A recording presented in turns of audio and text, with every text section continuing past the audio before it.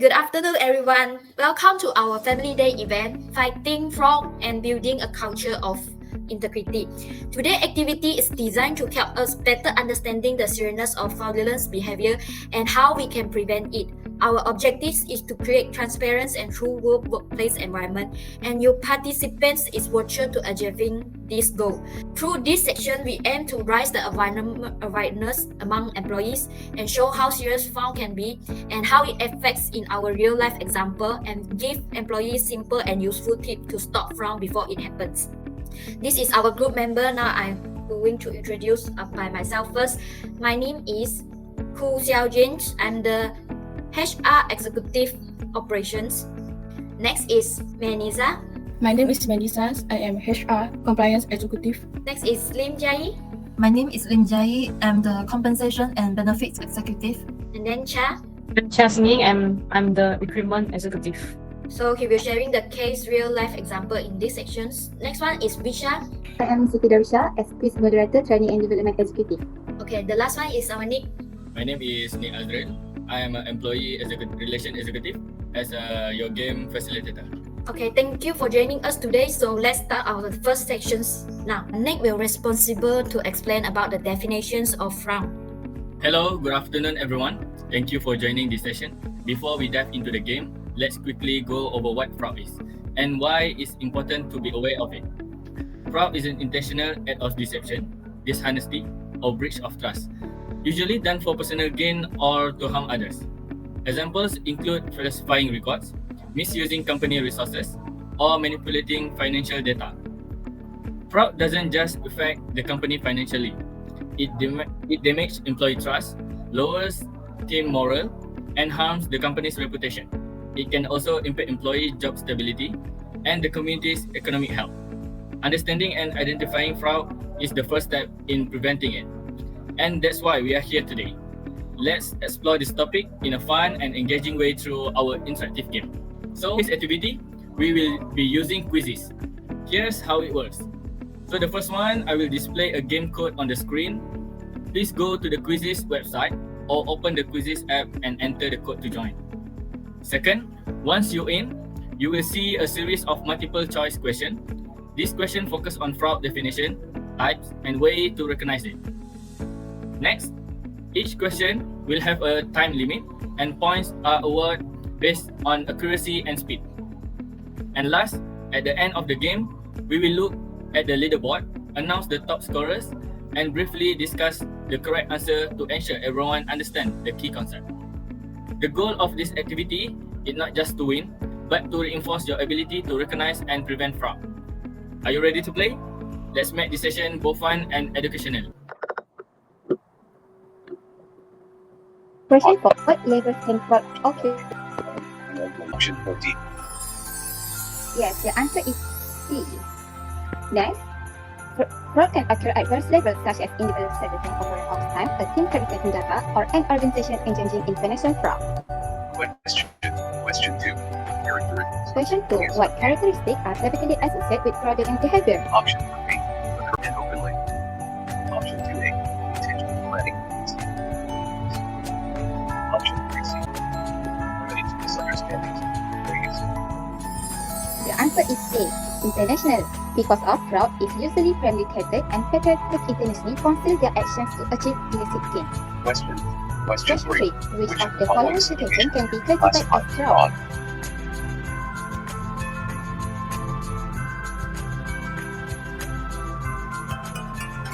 The answer is B, which is falsifying customer.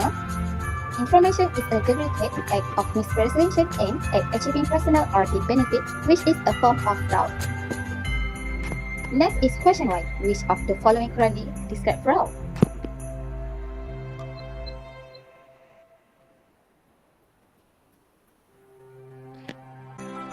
The answer is A. That's because fraud is an internal act designed to obtain unfair or illegal benefits. And next question, which of the following doesn't constitute fraud? The answer is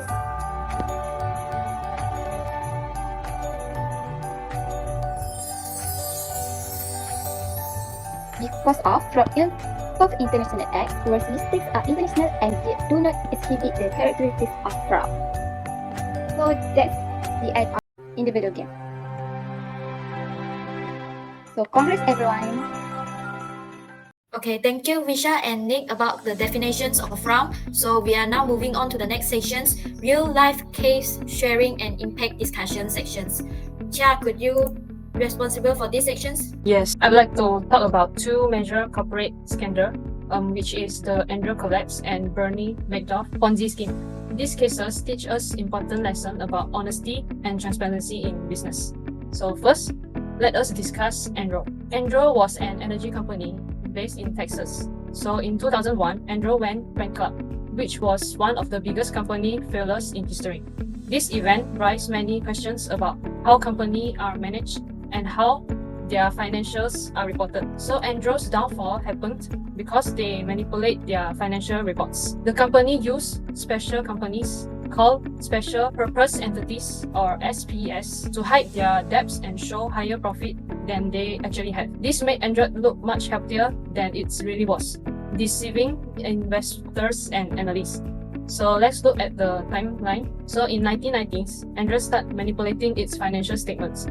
In October 2001, a whistleblower reported this dishonest practice to auditors. By December 2001, Android filed for bankruptcy. So these results were severe. Thousands of employees lost their jobs and investors lost billions of dollars. This collapse damaged trust in the corporate world. So the second real-life example, which is Bernie Madoff and his Ponzi scheme. So Bernie Madoff was founder of an investor company. He ran the largest Ponzi scheme in history, stealing about $65 million from investors. So Madoff promised his investor high and steady returns, no matter how the market conditions. So instead of making real profit, he used the money from the new investor to pay returns to the earlier investor. This created the false appearance for a successful investment business. This scheme fell apart during the financial crisis when too many investors wanted to withdraw their money and there wasn't enough new money came in to cover the payments. Here is the timeline. In December 2008, Madoff's scheme was discovered during the financial crisis. In 2009, Bernie Madoff was sentenced to 150 years in prison. The impact was huge. Thousands of people and organizations lost their money. Madoff's poison schemes remains the largest of its kind, showing how trust can be exploited on a large scale. In conclusion, the Android and Madoff scandal highlight the needs of honesty, strong relationship, and careful oversight to prevent fraud in companies. These cases remind us that staying watchful and incentives to maintain trust and integrity in the business world. That's all for the real life example I want to share. Before I end, let me left you a questions to think about.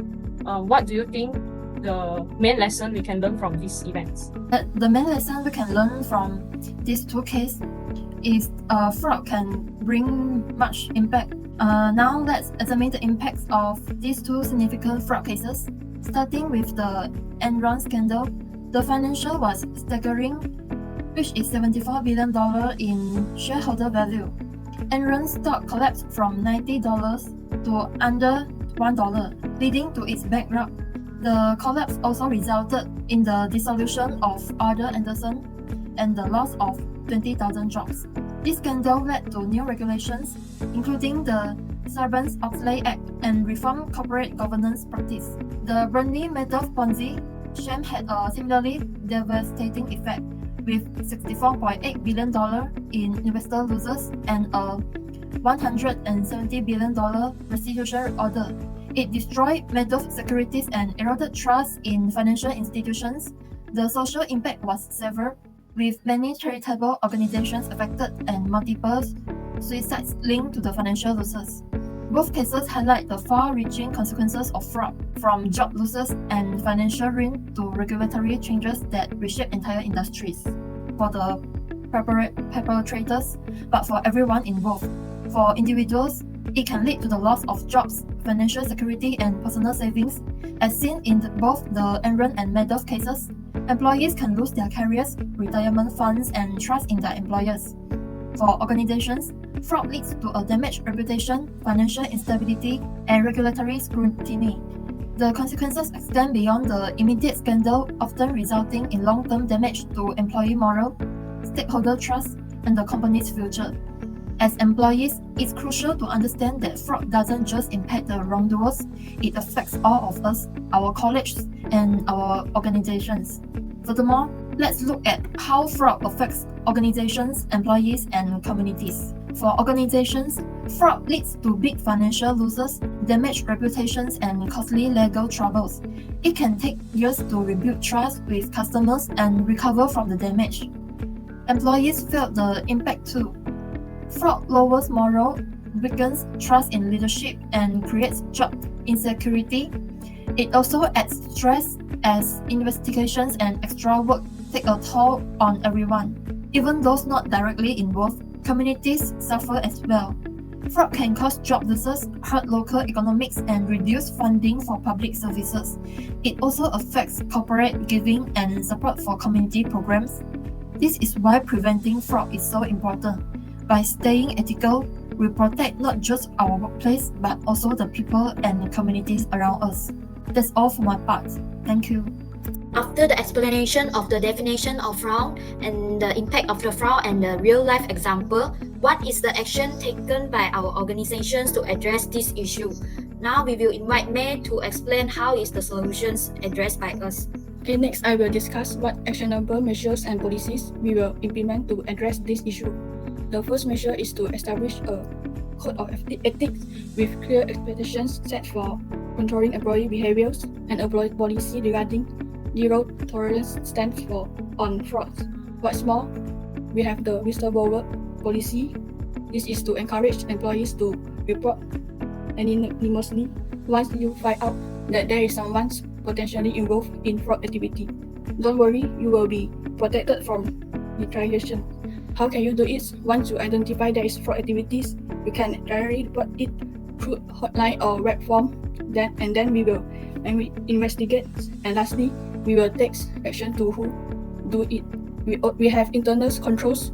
This is about making sure no one person has too much responsibilities in certain areas. We separate duties among employees, like one's approving payments, another one handling money or reconciliations.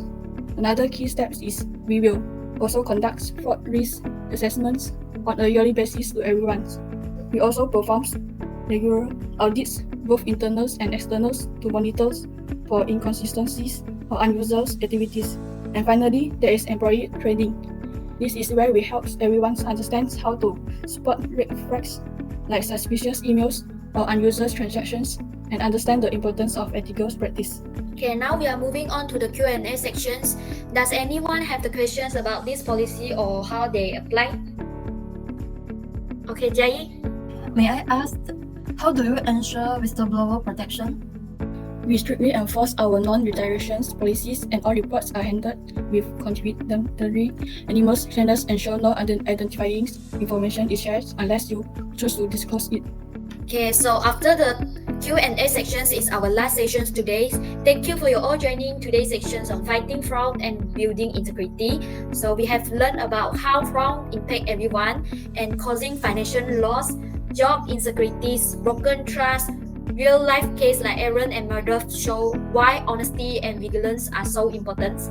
Today, we can prevent fraud by following strong ethics using whistleblower policies and staying alert. Remember, fraud hurts everyone, but integrity protects us all. Thank you again for your time, and let's keep building a trustworthy workplace.